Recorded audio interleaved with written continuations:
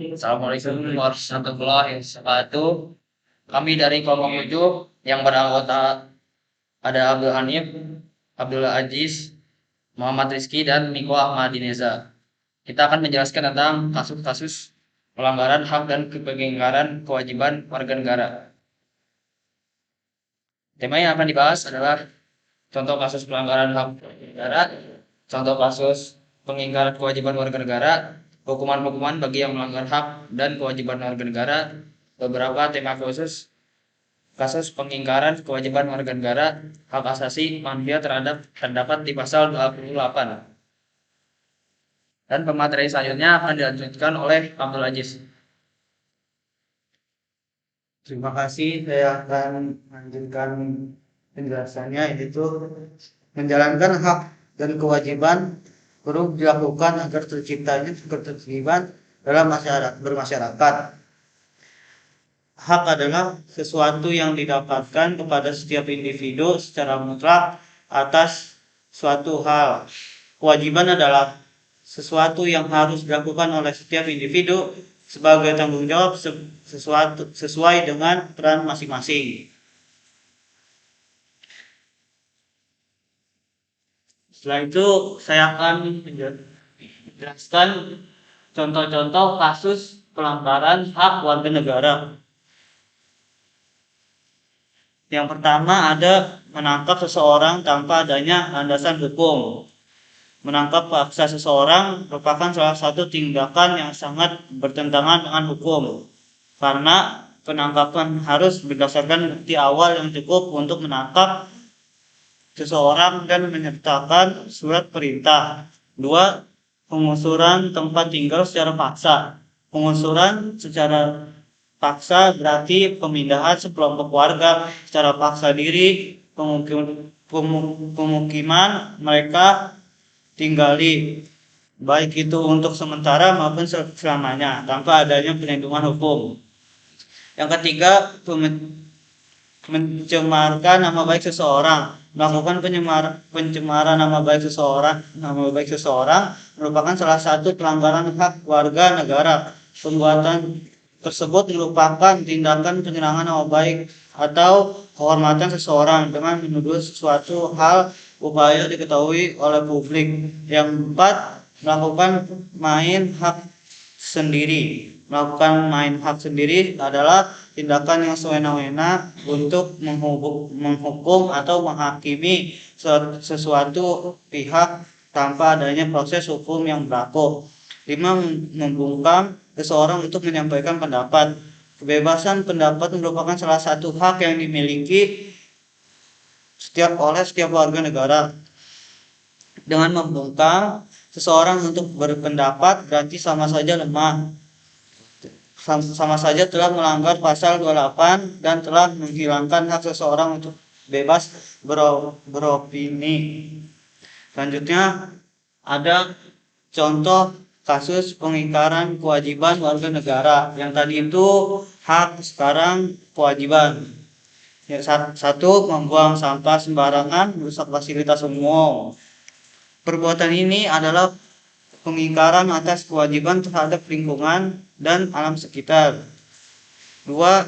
Melanggar aturan lalu lintas. Selain melanggar UUD lalu lintas, perbuatan ini juga melanggar hak orang lain atau pengguna jalan lain. Yang ketiga, melakukan korupsi dan tidak jujur. Korupsi adalah perilaku yang mencerminkan ketidakjujuran seseorang atau kelompok dan kerap merugikan rakyat serta negara. Yang keempat, tidak mau atau menghindari ikut serta dalam usaha pertahanan dan keamanan negara. Perbuatan ini adalah pengingkaran atas kewajiban warga negara dengan tidak membayar pajak secara tepat waktu dan tidak membayar pajak, melakukan aksi teroris, melakukan kekerasan berbau sara, dan lain-lain. Yang kelima, melanggar hak asasi manusia orang lain. Pada perbuatan ini mengingkari kewajiban hak warga negara yang telah diatur dalam pasal 28J ayat 1 UUD 1945, misalnya pembunuhan. Setelah itu ada hukuman-hukuman bagi yang melanggar hak dan kewajiban warga negara.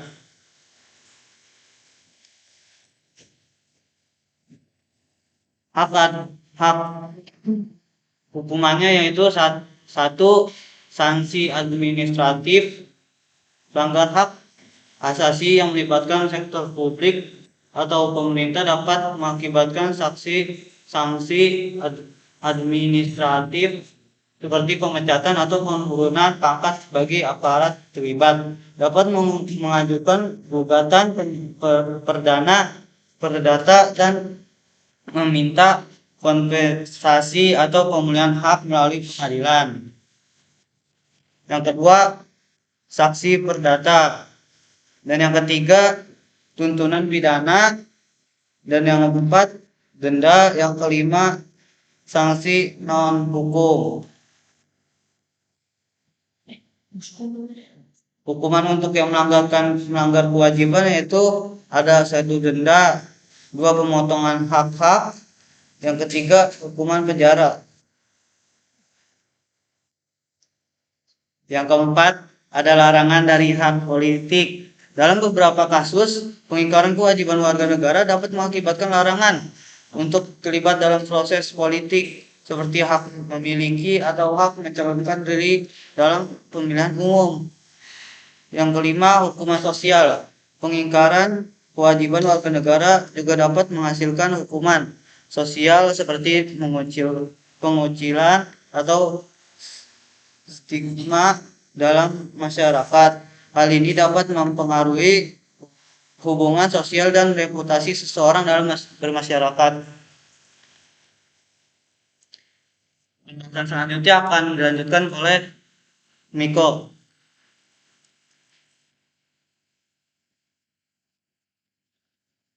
Terima kasih kepada Abdul Aziz telah memberikan saya untuk materi selanjutnya. Kewajiban warga negara di Indonesia diatur oleh Undang-Undang Dasar 1945 dan undang-undang yang berlaku. Namun seperti sudah disebutkan di atas, lebih banyak orang yang mengetahui dan menuntut hak daripada kewajibannya. Orang yang tidak melaksanakan kewajibannya disebut mengingkari kewajiban. Beberapa tema kasus pengingkaran kewajiban warga negara. 1. Tidak membayar pajak. Tidak atau menghindari membayar pajak berarti pengingkaran kewajiban negara terhadap pasal 23 ayat 2 Undang-Undang 1945. Segala pajak untuk keperluan negara berdasarkan undang-undang. Pengingkaran terhadap pajak hampir dilakukan oleh seluruh warga negara, mulai dari pajak kendaraan, pajak bumi dan bangunan, pajak penghasilan, pajak penjualan, dan lain-lain. Mengapa kita wajib membayar pajak? Karena pajak merupakan salah satu sumber daya pembangunan dan kita menikmati hasilnya, misalnya jalan raya yang dibuat dengan segala fasilitasnya. Untuk dibiayai salah satu orangnya oleh pajak kendaraan, pajak bangunan, dan lain-lain. 2. Tidak mentaati peraturan lalu lintas. Setiap warga negara mempunyai kewajiban mentaati peraturan lalu lintas, baik sebagai pejalan kaki, pengendara bermotor, dan pengguna jalan lain. Contoh perbuatan yang tidak menaati peraturan lalu lintas adalah tidak mempunyai surat kendaraan yang lengkap, parkir di sembarang tempat, melanggar lampu merah, dan lain-lain. Perbuatan tersebut selain melanggar undang-undang lalu lintas juga melanggar kewajiban menghormati hak orang lain, apalagi bila pelanggaran diikuti dengan membahayakan orang lain, maka seseorang melanggar hak asasi orang lain. 3. Merusak fasilitas umum. Merusak fasilitas umum berarti pengingkaran terhadap kewajiban warga negara terhadap lingkungan dan alam sekitar. Padahal lingkungan dan alam sekitar tersebut bermanfaat bagi manusia. Contoh fasilitas umum yang sering kali dirusak: telepon umum, coret-coret halte, merusak kendaraan umum. Padahal kalau rusak akan dirugikan diri sendiri yang menggunakan fasilitas tersebut. Dan buang sampah sembarangan. Buang sampah sembarangan berarti pengingkaran terhadap kewajiban warga negara terhadap lingkungan dan alam sekitar.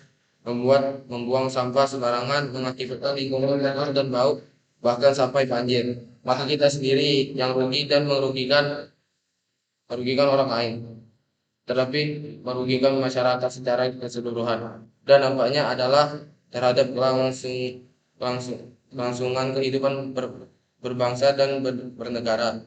Merugikan orang lain juga artinya mengingkari kewajiban warga negara terhadap orang lain. 5. Korupsi. Korupsi merupakan satu perilaku yang mencerminkan ketidakjujuran.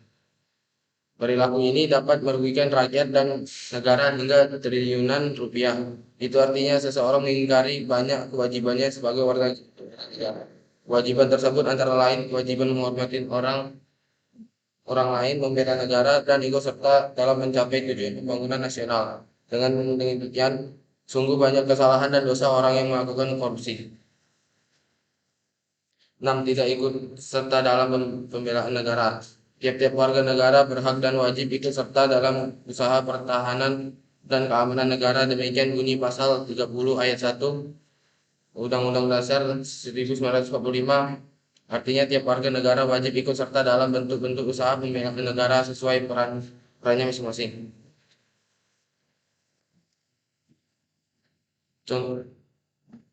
Contoh pelanggaran atau pengingkaran kewajiban negara terhadap pembelaan negara adalah seorang pelajar yang tidak bersungguh-sungguh dalam melaksanakan suatu tugas dan kewajibannya sebagai pelajar yang baik dan bahkan menimbulkan perkelahian dan kekacauan di masyarakat. Dalam hal ini secara lebih luas, seorang warga negara yang tidak mau tahu dengan lingkungannya dan negaranya atau berbuat atau melakukan tindakan yang memecah belah bangsa Indonesia. Oke, pemateri selanjutnya adalah Muhammad Rizky.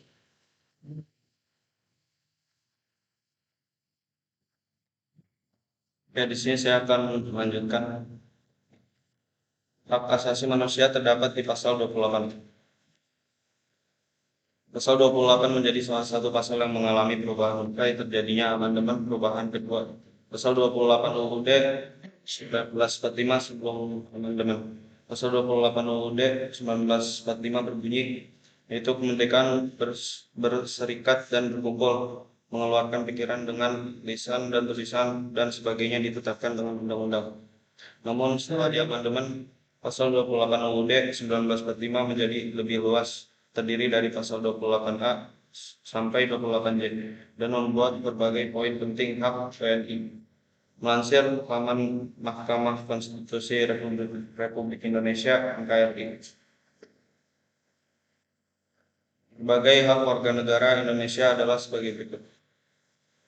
Pertama, yaitu hak untuk hidup dan mempertahankan kehidupan. Setiap orang berhak untuk hidup serta berhak mempertahankan hidup dan kehidupannya. Pasal 28A.